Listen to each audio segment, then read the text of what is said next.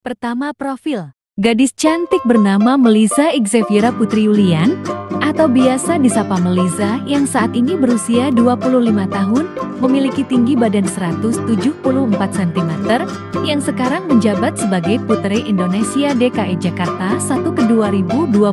Melisa merupakan seorang dokter lulusan dari Universitas Indonesia dengan predikat Cum Laude.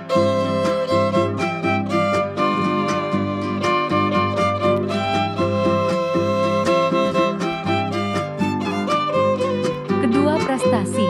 Sebelum terpilih menjadi finalis Putri Indonesia 2025, mewakili Provinsi DKI Jakarta 2025, Melisa memiliki beberapa prestasi diantaranya.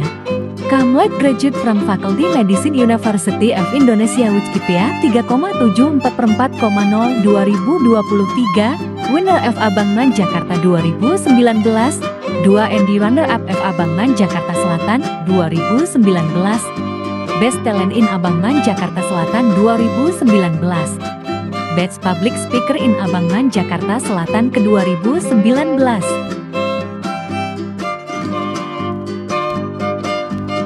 Ketiga, advokasi.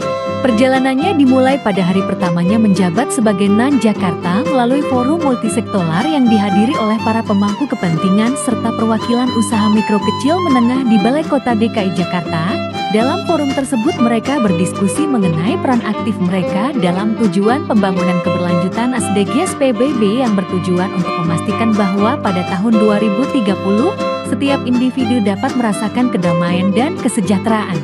Ia memanfaatkan momen berharga ini untuk menekankan kata perdamaian sebagai elemen yang mungkin terlupakan dalam tujuan mulia tersebut.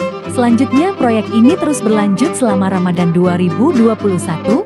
Bekerja sama dengan kitabisa.com dalam inisiatif ini, mereka berperan sebagai jembatan bagi para donatur untuk mendistribusikan makanan dari dana sumbangan. Proyek ini dilaksanakan di Panti Asuhan Muhammadiyah Kembangan dan sekitar wilayah Srengsang, Jakarta Barat. Mereka berharap makanan tersebut dapat membawa kebahagiaan bagi penerimanya dan kebahagiaan itu dapat kembali pada para donatur. Tak berhenti di situ, pada 22 Juni tahun 2021, saat DKI ini merayakan hari jadinya yang ke-494, ia diundang di acara istimewa yang disiarkan oleh TVRI. Ondel-ondel mencium rembulan. Acara tersebut menampilkan lawakan tradisional Betawi yang juga dihadiri oleh pelawak senior Jakarta. Momen ini menjadi bukti ia berkomitmen untuk melestarikan budaya melalui kebahagiaan. Tahun berikutnya Metro TV kembali menayangkan sebuah acara spesial yang mengangkat wajah baru Jakarta pasca COVID-19. Dengan penuh keberuntungan, ia diberi kebebasan untuk berdiskusi dan menyampaikan ide-ide briliannya dalam memetakan poin-poin penting. Kesempatan ini dimanfaatkannya untuk menyebarkan seberkas kebahagiaan yang masih bersinar di Jakarta, menghiasi wajah warganya, sejalan dengan slogan yang diusung oleh mantan gubernur Jakarta tersebut, maju kotanya, bahagia warganya. Setelah masa jabatannya sebagai NAN Jakarta berakhir, ia terus melanjutkan proyek ini dalam kesehariannya sebagai seorang dokter. Selama masa magang ia aktif terlibat dalam berbagai program kesehatan termasuk mengunjungi sekolah-sekolah untuk melakukan serangkaian tes kesehatan di daerah Kota Bogor, Jawa Barat. Tes-tes ini mencakup serangkaian tes kesehatan fisik dan juga mental. Ia menemukan kenyataan yang menyedihkan bahwa tak ada satupun kunjungannya yang berhasil dihindari oleh seorang siswa yang mengalami gangguan mental.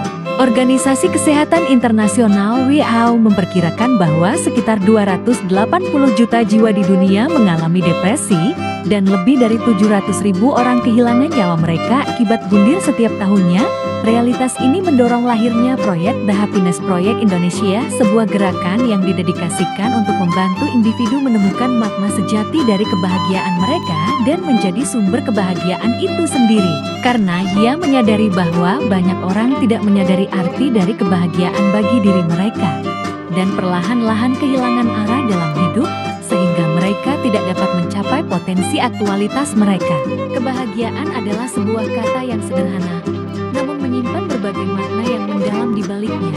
Bayangkan kita mengumpulkan 10 orang di dalam satu